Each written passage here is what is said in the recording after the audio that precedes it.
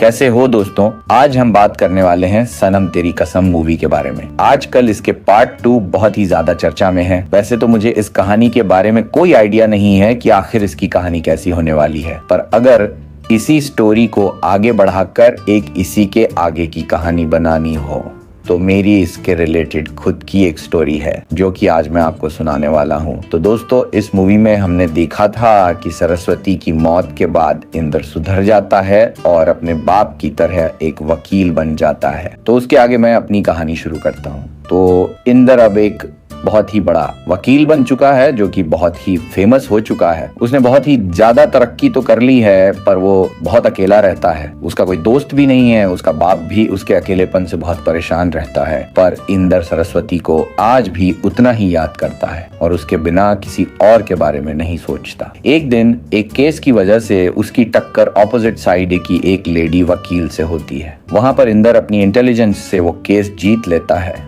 वो वकील उसकी काबिलियत से बहुत इम्प्रेस होती है। वो कोर्ट के बाद उससे बात करने की कोशिश भी करती है, पर इंद्र उससे मतलब की ही बात करता है और वहां से चला जाता है। फिर घर जाकर इंद्र उसी पेड़ के पास जाकर सरू को याद करता है और वहां पर ही बैठे अंधेरा हो जाता है। वहां से उसका बाप उसे फोन करके अंदर बुलाता है और अंदर उसे वही वकील मिलती है। वो इंद्र के बाप के एक दोस्त की बेटी होती है। इंद्र के पिता इंद्र की उनसे पहचान करवाते हैं और बताते हैं कि वो एक केस के कारण इस शहर में रुकी हुई है, इसलिए वो अब से उन्हीं के साथ रहेगी और इंद्र को उसकी पूरी तरह से मदद करने को भी कहते हैं। अगले दिन जब वो दोनों मिलते हैं तो वो वकील इंद्र के साथ अपने केस के बारे में बात करती है, जिसमें 2 8 साल की बच्चियों का जिक्र होता है। वो अपने स्कूल से घर आते वक्त किडनैप कर ली गई थी। फिर पुलिस को उनमें से एक की लाश मिलती है। पोस्टमार्टम से पता चलता है कि उस लड़की के साथ 4 से 5 लोगों ने गलत किया होता है और इस कारण सदमे और डर की वजह से वो बीमार हो जाती है और उसकी मौत हो जाती है। इस केस को देखकर इंद्र उस लड़की की पूरी तरह से मदद करने लग जाता है। वो दोनों साथ में बहुत वक्त बिताने लग जाते हैं, जिससे